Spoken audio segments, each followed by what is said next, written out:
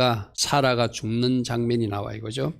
사라가 127세를 살았고 사라가 누린 횟수가 127년이다. 사라가 누린 횟수 저게 하의 사라입니다. 하의 사라.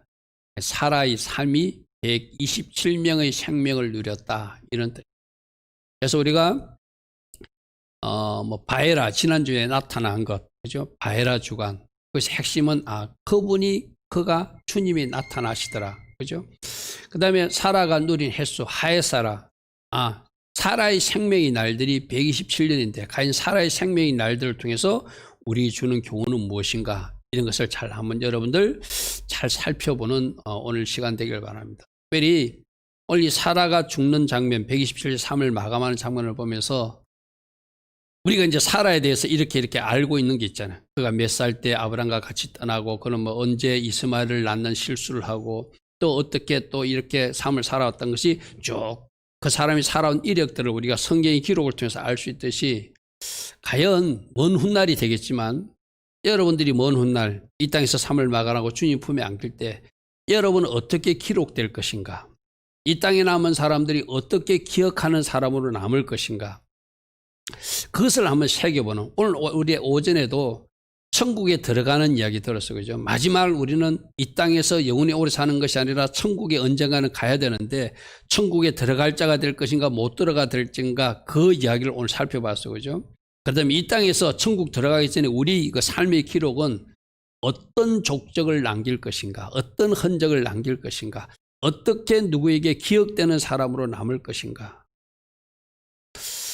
진짜 그 장례식에 여러분들이 마지막 그때 많은 사람들이 울면서 그리워하고 통곡하고 아쉽다 참 아까운 사람이 이렇게 주님의 부르심을 받았다 이렇게 인식될 사람인지 아니면은 그 반대편 소리를 듣는 사람으로 사는 흔적을 가질 것인지 그건 우리가 각자 어떻게 살았냐에 따라서 달라질 거예요. 그죠? 오늘 이 사라의 일생을 보면서 우리도 과연 어떻게 기억되고 어떤 흔적을 남겼고 또 어떤 기록으로 후대 사람들에게 후손들에게 전해지는 여러분 각 가정으로 말하면 우리 집의 할머니는 이런 할머니였다. 우리 집의 할아버지는 이런 할아버지였다. 아마 각 가정에도 이렇게 전달되는 이야기들이 있을 거예요. 그죠? 그런 것을 한번 생각해 봤으면 좋겠어요. 그래서 하의 사라는 하의가 생명들 헤이트 저 단어가 생명이란 단어거든요. 거기다가 요도 두 개를 찍어가지고 생명들 이 말이거든요. 사라의 생명들은 127년의 삶이었다. 아브라함은 175세까지 살았거든요. 아브라함은 175세까지 살았는데 사라가 127세까지 살았다. 그래서 이 왜 사라가 빨리 아브라함보다 빨리 죽었는가? 들리는 유대 전성에는 아브라함이 그 이삭을 하나님 앞에 드리러 모리아산 갔을 때 그때 상당히 많이 충격을 받았을 것이다. 전성에는. 그래서 아마 그 삶이 좀 이렇게 생명이 단축됐을 것이다 하는 전성은 있긴 있어요. 어쨌든 127세를 우리 한번 요약해 보겠습니다. 앞에 표를 보니까 65살 때 아브라함과 함께 약속의 땅으로 출발해요. 자, 여러분들은 여러분 가정에서 어떻게 합니까? 남편이 하자고 그러면 아내가 잘 따라갑니까? 사라는 일단 기록에 보면은 아브라함의 믿음의 동반자로서 잘 순종하고 따라갔어요. 성경의 기록은 뭐라고 되냐면 사라가 아브라함을 주라 칭했다. 주인으로 여기며 순종하고 따라갔다. 이렇게 되어 있거든요. 65세 때 아브라함은 75세 때 떠났잖아요. 그죠? 가자 하니까 같이 떠난 것. 뒤에도 나옵니다. 믿음으로 같이 그 믿음의 여정을 걸어간 사람이고 아브라함에게는 순종하고 따라간 사람. 그 65살 때 출발했어요. 그런데 하나님이 65살 때 아브라함 75살 때 너희들에게 많은 후손들을 줄 것이다 약속했지만 10년이 지나도 아무런 어떤 흔적도 없어요. 얘기도 생기지 않아. 나이는 자꾸 들어가니까 하나님이 주신다고 하는 그 당시에는 자기들 종의 아이를 종의 어떤 여자를 그 주인이 취해도 그 자식을 자기 주인의 자식처럼 여기는 그러니까 자기 자식이 없으면 그 종의 자식을 상속자 삼는 제도가 있거든요. 그래서 하나님이 나는 나이가 많았으니까 종의 자식 하가를 통해서 아기를 낳아가지고 그것을 우리 가정의 씨앗으로 주려나 보다 하고 내가 복음을 써버리는 거예요. 하나님이 주신다고 하면 끝까지 기다려야 되잖아요. 약속을 신실하게 하나님 지키신 하나님 믿고 끝까지 기다리는데 이때 사라가 한 실수가 인간적인 생각이 들어오는 거예요. 아, 하나님이 주신다고 했는데 나에게 직접 주는 것이 아니고 저 여종의 아이를 내 아이로 주시나 보다 하고 그냥 그걸 하갈을 자기 남편에게 잠자리에 보내가지고 그래가지고 아기가 태어나는 것이 이스마엘이라고 하나요. 우리 금요일날 들었던 바로 그 말씀이고죠. 하나님의 약속을 신뢰하지 못하고 인간적 방법을 통하니까 이 일 때문에 나중에 고통당하는 그 일 때문에 나중에 이스마엘이 그 이삭을 놀리는 그런 이야기 우리 금요일날 들었어. 그죠? 그래서 그는 76살 때 그런 어떤 75살의 잘못된 선택으로 76살 때 이스마엘이 태어나게 되고 그 불행한 씨앗이 지금 중동 지역에 이스라엘과 저 해교권이 좀 분쟁이기도 해. 그죠? 그걸 우리가 저 한 사람의 실수 그것이 저런 어떤 일들이 났다. 그리고 이스마엘이 태어나고 나서 13년 동안 하나님이 침묵하셨잖아요. 그죠? 그러니까 우리가 인간적 방법을 동원하고 하나님을 약속을 신뢰하지 못하고 믿음을 행동하니 하나님도 잠시 우리를 멀리할 때가 있는 거예요. 13년 동안 아브라함도 만나주지 않고 사라도 만나주지 않습니다. 그런데 13년 후에 아브라함 99살 때 사라 89살 때 하나님이 나타나가지고 이제 너희들에게 내가 새 이름을 줄 것이다. 너는 지금까지 한 가정의 안주인이었지만 이제 네가 어떻게 된다? 열국의 어머니가 될 것이다. 사라라는 이름 속에서 헤이를 줬다고 그랬어요. 그죠? 헤이가 이 글자라고 해서 앞에 우리 카메라 한번 비춰볼래요? 헤이가 이 글자라고 그랬어요. 그죠? 이 글자. 바로 사라라고 하는 글자에 이 헤이의 은혜를 주니까 하나님의 생명이 사라에게 더입혀지고 이게 언제 일어난 일이라고요? 89살 때. 그래서 부지 중에 천사를 대접하고 내년 중에 너희들이 아이를 갖게 될 것이라는 좋은 소식을 듣게 된 것이 바로 이 해의 은혜가 덮여준. 그래서 38년 동안 하나님 은혜가 함께하는 해이가 있는 새 이름으로 사는 그런 놀라운 은혜가 89살 때부터 시작. 89살부터 38년 동안은 하나님 은혜가 함께한 사람이었어요. 그죠? 그래서 드디어 약속의 자녀를 90살 때 놓죠. 그래서 언약 자손의 어머니가 되는 이야기인데 오늘 107살에 모리아산 사건이 일어난 걸로 추정하거든요. 그리고 오늘 죽는 이야기는 127살 때 그가 죽어서 막벨라 굴에 장사되는 이야기. 그러니까 저기 내가 표로 만들어줬죠. 약속의 땅에 들어온 지 62년 만에 이 땅에서 장례를 치르게 되고 사라라고 하는 새 이름을 얻은 지는 38년, 이삭 낳은 지는 37년, 이삭 결혼 3년 전에 죽어요. 아들 이삭의 결혼식도 보지 못하고 아브람 나이 137세 때 127세의 사라가 죽는 이런 기록이 쭉 남겨져 있어요. 과연 이제 이 기록을 보면서 아까도 내가 처음에 말했듯이 여러분들의 마지막 때는 어떻게 여러분들의 이력서가 기록될 것인지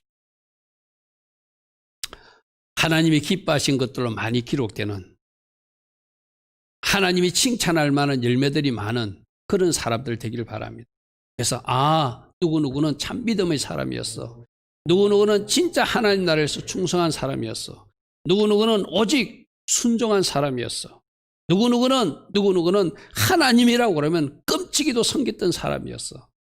그런 좋은 이야기들을 많이 여러분 이력서에 적힐 수 있는 기억될 수 있는 그런 사람들 되기를 축복합니다. 그래서 첫 번째로 이 사라는 언약 자손의 의미로 쓰임받았다. 쓰임받는 것이 굉장히 큰 축복이라고 그랬어. 그죠? 바로 약속대로 말씀 보니까 창세기 17장 16절에 네가 바로 내가 여러 민족의 어머니가 되게 해줄 것이다. 그 약속대로 언약 자손의 어머니가 되어서 이삭을 낳게 되고 또 이삭을 통해서 오늘날 많은 어떤 후손들이 온 땅에 편만하게 퍼지는 그 축복의 의미가 된 것. 그죠? 창세기 17장 16절에 내가 그에게 복을 주어 그가 내게 아들을 낳아주게 하며 내가 그에게 복을 주어 그를 여러 민족의 어머니가 되게 하리니 민족의 여러 왕이 그에게서 날 것이다 하는 이 축복의 말씀에 쓰임받는 거룩이 되었다는 것. 우리 금요일 날도 말씀 들었어. 그죠?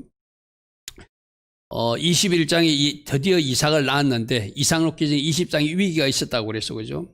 왕이 남편 없는 줄 알고 자기가 잠자리를 같이 하고 데려갔는데 하나님이 꿈에 나타나가지고 하나님이 쓸 축복이 그러기니까 이 사라를 잘 보존해가지고 결국 이삭을 놓게 하고 그로는 또 이제 이스라엘 백성들의 그 후손들이 태어나는 잘 보존되어서 하나님이 그릇으로 잘 쓰임받은 사람.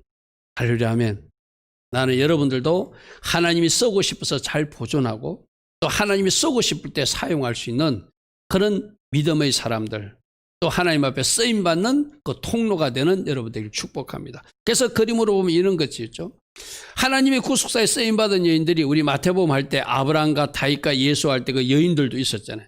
저 표로 하면은 먼저 첫 부분이 누구죠? 하나님 앞에 쓰임받은 사람이 사라. 저 사라를 통해서 예수아가 오게 되었다. 그리고 다말, 라합, 룻, 바세바, 예수님 어머니 마리아까지 예수님 오시는 통로로 쓰임받았던 우리 성경에는 여인들의 이름이 많이 기록되지 않거든요. 특별할 때만 여인들의 이름을 기록해 보죠. 사라 같은 사람, 다말 같은 사람, 라합 같은 사람, 룻 같은 사람. 잠시 실수했지만 바세바 같은 사람도 솔로몬 어머니가 되고 또 예수님의 그 몸이 태어나는 그 몸을 내어준 마리아 같은 여인. 다 하나님께서 이 땅에 예수님을 보내시는 구속사의 통로로 사라가 첫 시작이었다. 여기 믿음의 언약 자손의 할머니, 어머니가 된 거죠. 그런 축복의 사람이 되었다는 것. 오늘 여기에서 우리가 배울 것은 뭐죠? 여러분들도 하나님이 쓰시고자 할 때 하나님께 여러분 몸을 내어줄 수 있는. 할렐루야 하면 우리 예수님이 예루살렘 입성할 때 낙이 타고 입성하시죠. 여러분들은 어쩌면 주님이 타고 싶은 낙일 수 있어요.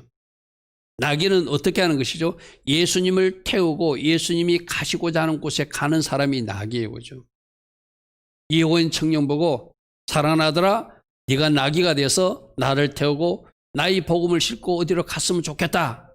그럼 이호인 청년 어떻게 해야 되죠? 주님 제가 나귀가 될 테니 저희 등 뒤에 타십시오. 제가 주님을 모시고 가겠습니다. 할렐루야 하면 오늘 이 밤에 나온 우리 에다미도 에리미도 우리 청년도 우리 집사님도 권사님도 다 그러길 축복합니다. 너희들을 나귀로 쓰고 싶다. 나를 태우고 가는 나귀가 되었으면 좋겠다. 할렐루야 하면 마지막 때 주님이 여러분을 쓰고 싶을 때 여러분 몸을 내어드리는 여러분 시간을 내어드리는 여러분 재정도 하나님 사용하십시오 하고 드릴 수 있는 그런 사람들 되기를 바랍니다. 할렐루야 아멘. 그래서 두 번째로는 이 사라는 아브라함의 믿음의 동반자였고 또 순종하며 같이 걸어간 동반자였다는 것. 이게 지금 127년의 사라를 우리가 기억하는 거예요. 그는 어떤 믿음을 보였는지 히브리서 기자는 이렇게 말합니다. 믿음으로 사라 자신도 나이가 많아서 단산하였지만 믿음으로 잉태할 수 있는 힘을 얻었으니 이는 약속하신 하나님이 그 신실하게 약속을 지키는 믿으신 분인 줄을 알았기 때문이다. 하나님이 내년에 아기 준다 할 때 이제 하나님이 주신다고 그걸 믿음으로 취했다는 거예요. 할렐루야 아멘. 믿음으로 잉태할 수 있는 힘을 얻었다. 믿음으로 약속하신 일을 믿으신 줄 알고 믿어드렸다. 할렐루야 아멘. 그래서 사라를 믿음의 사람이라고 히브리 기자는 기록하고 있어요. 자, 우리 따라합니다. 사라는 아브라함을 따라서 믿음으로 고향을 떠납니다. 믿음으로 이삭을 잉태하고 믿음으로 이삭을 낳았습니다. 몇 년 만에? 25년 만에. 25년 동안 기다리다가 드디어 이삭을 낳았어. 그리고 믿음으로 이삭을 드렸다는 것도 저게 모리아산 사건을 제가 표현한 건데 여러분들 한번 생각해 보십시오. 많은 사람들을 해석할 때 아브라함이 사라에게 이야기하면 방해할 것 같아서 빨리 새벽 일찍 아무도 모르게 떠났다 이렇게 해석을 잘해요. 그죠? 물론 그것도 일리 있는 해석이라. 근데 믿음으로 같이 동행한 사라이면은 나는 아브라함이 사라에게도 말했을 것 같아. 내가 사흘간 저 모리아 산으로 갈 것이다. 그러니까 아브라함이 하는 일을, 아브라함을 주로 섬겼던 사라는 그것조차도 받아들였을 것이다. 그래야 믿음의 의미가 되잖아. 그래서 믿음으로 이삭도 드렸을 것이다. 그리고 믿음으로 이삭을 잘 양육했을 것이다. 오늘 이거 여러분 꼭 기억하십시오. 여러분들이 여러분 자녀를 믿음의 자녀로 잘 양육하는 것, 이것이 여러분에게 맡긴 사역이에요. 아멘. 여러분 자녀들에게 뭘 물려주겠습니까? 진짜 믿음의 유산을 물려주십시오. 기도하는 어머니 모습을 보여주고, 기도하는 아버지 모습을 보여주고, 예배 잘 드리는 어머니 모습을 보여주고, 예배 잘 드리는 아버지 모습을 보여주면 그 자녀들이 예배하고, 그 자녀들이 기도하고, 그 자녀들이 말씀을 갖게 해서 믿음의 사람이 되면은 그것이 여러분들이 부모로서 역할을 다한 거예요. 할렐루야, 아멘. 일반 사람들은 보통 뭘 물려주려고 그러죠? 재산 물려주고, 물려주고, 그래서 열심히 벌어야 된다고 생각해요. 물론 할 수 있으면 하십시오. 그러나 그렇게 물려준 재산, 믿음 없으면 다 날려버립니다. 하나님이 불어버립니다. 그죠? 믿음으로 이삭을 양육한 것. 그래서 믿음의 양육으로 이삭을 양육해서 이 하나님 나라 구속사를 이어갈 수 있는 그 흐름을 잘 이어준 사람이 사라였다. 그리고 오늘 죽는 장면이 뭘 상징하죠? 그가 비록 가나안 땅에 죽어서 들어가지만 그 죽어 들어가는 가나안 땅은 우리가 죽어서 들어간 천국을 상징하거든. 그러면 그 가나안 땅에 잠들어 있는 사라는 지금도 믿음으로 부활을 기다리고 있다. 할렐루야, 아멘. 따라합니다. 믿음으로 고향을 떠났습니다. 믿음으로 이삭을 잉태했습니다. 믿음으로 이삭을 드렸습니다. 믿음으로 이삭을 양육했습니다. 믿음으로 부활을 기다리고 있습니다. 아멘. 이게 사라의 모습이에요. 오늘 이 모습이 여러분들 돼야 돼요. 주님이 떠나라면 믿음으로 떠나야 되고, 주님이 또 뭔가 행하라면 믿음으로 드리기도 하고, 믿음의 자녀들을 잘 양육하기도 하고, 또 이 땅에서 살다가 우리가 이제 마지막을 맞게 되면 마지막 그날 부활할 것을 믿고 주님 품에 안겨야 되겠죠. 그죠? 그래서 사라는 믿음의 사람이었다. 그리고 아브라함의 믿음의 동반자이기도 하고 아브라함에게 순종으로 동력한 아내이기도 하다는 것. 갈대우자 떠나자 할 때 우리 요즘 그런 사람들 있잖아요. 이렇게 TV 이렇게 다큐멘터리 같은 거 보면은 물론 그 사정은 있겠죠. 남편이 좀 몸이 안 좋아가지고 산에 들어가야 살아야 될 사람이 있으면은 남편만 산에 보내고 가족이나 그 아내들은 도시에 사는 모습들을 보게 되고, 그죠? 물론 또 어떤 데서는 나중에 그 남편만 보냈다가 그 아내나 가족들도 남편 곁으로 오는, 얼마 전에 그 다큐멘터리도 제가 한번 본 적도 있어요. 지금 보십시오. 하나님께서 아브라함 보고 갈대우를 떠나라고 그래요. 그때 사라에게는 두 가지 방법이 있겠죠. 나는 못 떠나니 당신만 떠나십시오. 그런데 사라는 같이 떠났어요. 아멘. 믿음으로 동반자가 되었고 믿음으로 순종하는 사람이 되었어요. 또 두 번씩이나 누이라 속이면서 자기에게 위기가 왔지만, 여자로서는 수치스러운 일이잖아요. 남편인데 다른 남편에게 끌려간다는 수치스러운 일이잖아요. 그때도 잠잠히 그 모든 일을 그냥 그대로 받아들여요. 그러니까 누가 나서서, 하나님이 나서서 그 문제를 해결해 주시는 거예요. 여러분 같으면 어떻게 하겠어요? 만일 그런 일이 있다면 당신이 나를 이렇게 취급했으니까 당장 우리 이혼하자고 그러지 않겠어요? 있을 수도 없는 일을 했으니까. 근데 사라는 두 번씩이나 누이라 칭하며 실수할 때도 아브라함 곁을 떠나지 않습니다. 이삭을 드리기에 3일 길을 떠날 때도 그걸 받아들입니다. 남편을 따라 믿음으로 순종한 여인, 이걸 성경은 뭐라고 하죠? 베드로전서 3장 6절 한번 보십시오. 사라가 아브라함을 주라 칭하여 순종한 것 같이. 여러분, 제가 신학교 가서 이런 이야기 하면은 오늘날은 남녀 평등 교육, 민주화 교육을 받아가지고 이런 걸 잘 못 받아들여요. 그런데 성경적 질서는 여러분 아내분들이 여러분 남편들을 주인처럼 사라처럼 순종하라고 말씀하세요. 저게 베드로전서 말씀이잖아요. 사라가 아브라함을 주로 칭하며 순종과 같이 너희들도 그렇게 해야 된다는 거예요. 아멘 잘 안 나오죠? 아멘 하십시오. 아멘 하십시오. 저게 질서의 하나님이 우리에게 요구하는 삶이에요. 내가 여러분들이 그런 말 했잖아요. 남편의 머리는 여자의 머리는 누구다? 남편이고 남편의 머리는 누구도? 그리스도고 그리스도의 머리는 누구시고? 하나님이시고 하나님도 예수님도 성부 하나님 질서에 들어갔어요. 이게 성경이 말하는 질서거든요. 그러니까 사라는 충분히 남편을 주인처럼 여기고 옛날에 우리 경상도 지역에서 그랬습니까? 다른 지역에도 그럽니까? 우리 주인 양반 그런 호칭을 쓰거든. 안주인들이 남편 보고 나는 그게 어쩌면 굉장히 그 사람들은 이런 사실을 우리 성경적 질서는 잘 모르고 사용했겠지만 굉장히 성경적 호칭을 사용했다. 말로만 주인이 아니라 진짜 주로 여기고 그 남편에게 순종하는 자세. 이게 바로 사라의 모습이었다. 여러분들도 한번 여자분들도 한번 그렇게 한번 결단해 보십시오. 내가 성경적 질서를 존중하리라. 성경에서 남편과 아내를 이렇게 질서를 가지고 설명할 때 내가 그 질서에서 한번 복종해 보리라. 그러면 누가 일하실까요? 주님이 일하시겠죠. 그 남편이 혹시라도 잘못 결정하려고 그러면 누가 간섭하실까요? 주님이 간섭해 주시겠죠.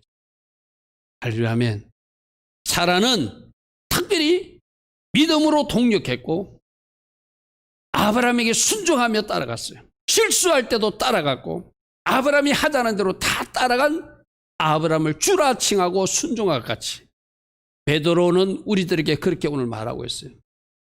이 땅에 사는 모든 여러분들도 여성분들도 여러분 남편을 주로 여기며 그 질서에 들어가면 하나님이 누구를 간섭하신다고요? 그 남편의 머리 대신 주님이 그 남편을 간섭해서라도 바른 길을 끌고 가신다. 그게 여러분들이 믿음 되기를 바랍니다. 아멘. 여자분들 제발 말씀으로 돌아가서 이게 말씀이 오늘 아침에 우리가 말씀에서 요구하는 삶을 열매를 맺는 거잖아요. 내가 좋은 것은 취하고 내가 하기 싫은 것은 버리는 게 말씀이 아니라 모든 말씀을 내가 아멘으로 받아야 돼. 할렐루야 아멘. 그럼 성경적 질서에서 여러분들이 요구하는 그 질서에 들어가서 사라가 아브라함을 주로 칭하며 순종과 같이 여러분도 여러분 각 가정에 들어가서 그렇게 한번 살아내기를 바랍니다. 그럴 때 우리 주님이 여러분들을 하나님 계획하신 아름다운 여정으로 또다시 다른 차원으로 여러분들을 인도할 것입니다. 자, 그리고 세 번째로는 죽어서 가나안 땅에 묻히는 모습을 통해서 장차 우리가 천국에 입성하는, 우리 오전에도 천국 입성에 대한 말씀을 들었어요. 그죠? 어떻게 천국에 입성한다? 주여 주여 하는 자가 천국에 입성하는 것이 아니라 하나님 뜻대로 행하는 자다. 하나님 뜻대로 행한 자는 듣기만 하고 행하지 않는 자가 아니라 듣고 행하는 자라고 오늘 아침에 말씀을 정리했어요. 그죠? 그러니까 여러분들은 다 이제 천국에 가야 되잖아요. 그러니까 이 사라가 지금 우리에게 모범을 보여주잖아요. 믿음의 사람이었고 그는 믿음의 사람이었기에 그 남편까지도 순종하는 순종의 사람이었다. 그 사람들이 행한 사람이다. 아멘. 오전 말씀하고 연결되잖아요. 사라는 순종한 자리에 선 사람이라는 거예요. 믿음은 순종과 연결된다는 거예요. 천국 입성하는 모범을 보여줘서 육신적으로 가나안 땅에 묻히는 모습을 보여주었어요. 이 오늘 오전 말씀과 우리 연결하면 듣기만 하고 행하지 않는 사람이 아니라 듣고 순종한 모범까지 보여주어서 천국 입성의 그 모델로서 사라의 모습을 우리에게 보여주었다는 거예요. 심지어 뭐 할 때까지도 남편이 실수하는 모습에도 순종하고 남편이 이삭을 하나님 앞에 드리자 할 때도 순종하고 모든 것을 다 그대로 순종하고 따라가 줬다는 거예요. 그 남편이 받은 의견이 누구의 뜻이기 때문에 하나님의 계획이기 때문에 그 남편에게 순종한 것이 하나님 말씀에 순종한 것이잖아요. 그죠? 그래서 그가 천국 입성하는 모습을 우리에게 모범으로 보여준 거예요. 죽어서 가나안 땅에 매장되었지만 약속의 땅에서 장례식을 통해서 이 땅에 나그삼을 마치고 천국 입성하는 모습.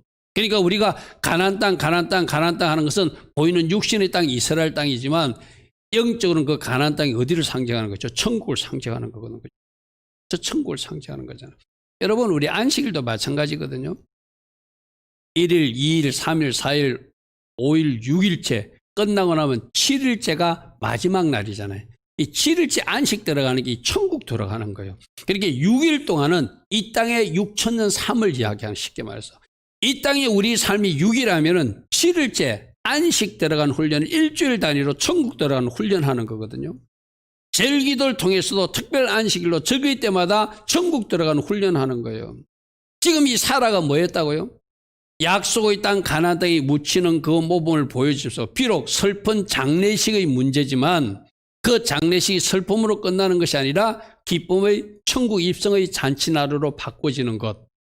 그래서 우리도 이 땅에서 장례식 치를 때 목사님들이 그러잖아요. 너무 슬퍼하지 마라. 천국을 이사가는 것이다. 바로 그 이야기예요. 지금 이 나그네로서 살다가 어디서 죽었어요?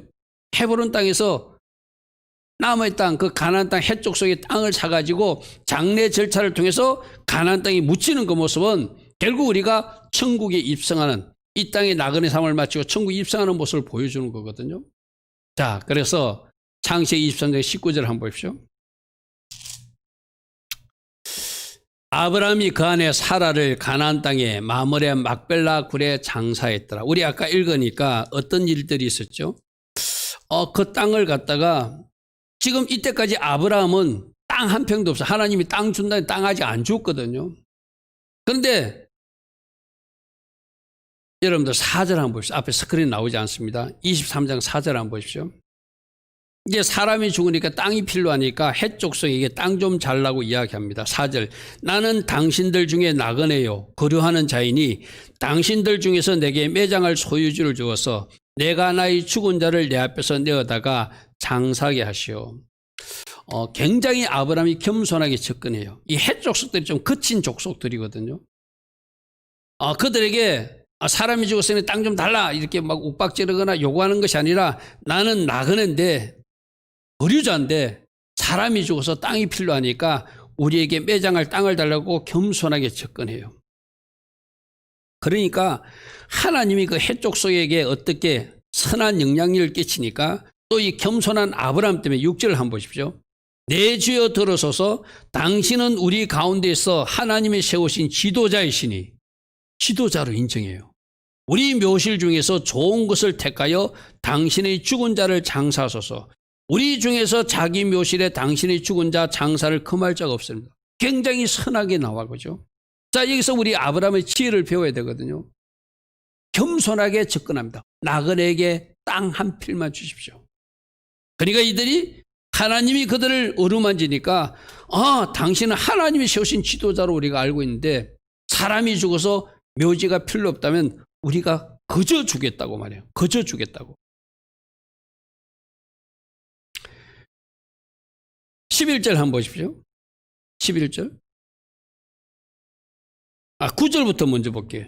그가 그의 밭물에 있는 그의 막벨라 굴을 내게 주도록 하되 충분한 대가를 받고 그 굴을 내게 주어 당신들 중에 매장을 소지가 되게 하기를 원하노라 하며 에브론의 해족성에 앉아있더니 그가 해족성 성문에 들어오는 모든 자가 던져서 아브라함이 말하되 내 주에 걸음하시고 내가 충분히 돈 주겠다.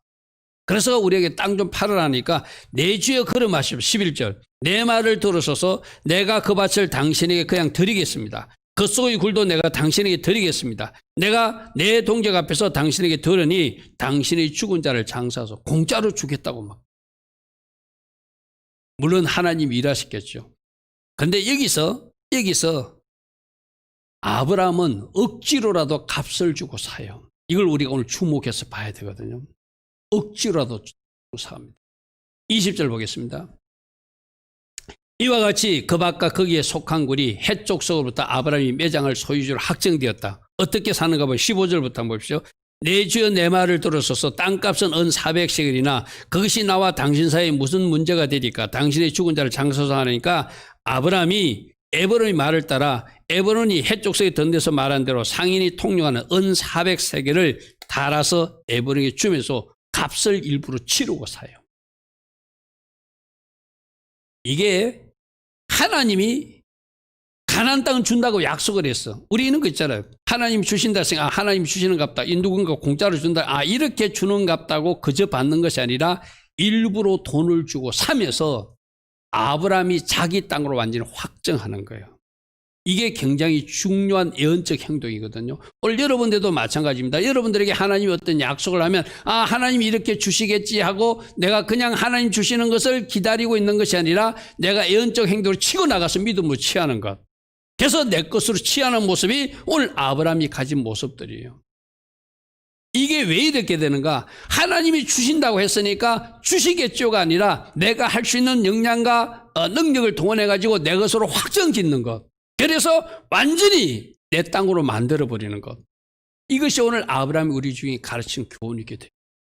이게 지금 여러분들이 보는 저 그림이 그때 아브라함이 산 그 땅 때문에 저게 누가 누워있는가 하면 아브라함도 누워있고 사라도 누워있고 야곱도 누워있고 다 누워있거든요. 지도 한번 볼까요? 저 지도 여기 내부 모습이거든요. 제 1번 그림이 사라가 누워있는 자리입니다. 2번 자리가 아브라함이 누워있는 자리예요. 3번 자리가 이삭이 누워있는 자리고 이삭 건너편 4번 자리가 리브가가 누워있거든요. 저 5번 자리가 야곱이 누운 자리고 6번 자리가 야곱이 좋아하는 라헬이 누워있는 것이 아니라 저기 레아가 누워있죠. 여기서도 우리가 주는 교훈이 있어요. 야곱이 그렇게 라헬을 좋아해도 하나님이 인정한 정부인은 누구라는 거예요? 레아라는 거예요. 레아라는 거예요. 저게 오늘날 저 헤브론에 있는 아브라함과 사라 그 묻은 매장지 내부 모습입니다. 첫 번째 쭉 1번으로 들어간 사람이 누구예요? 사라. 그러니까 가나안 땅 입성이 첫 모델로서 사라가 들어간 거예요.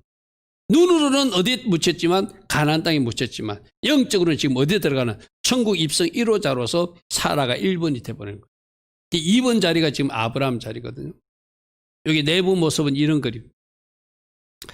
여기가 영적으로 굉장히 민감한 자리라 유대인들은 또 자기들 조상 또 저 이슬람 사람들은 또 자기들 조상들이 있다 해가지고 서로 분쟁이 있어가지고 저기 지금도 현재 유대인이 들어가는 통로와 이슬람 세라 사람들이 들어가는 통로가 달라요. 왜 서로 싸우고 이래가지고.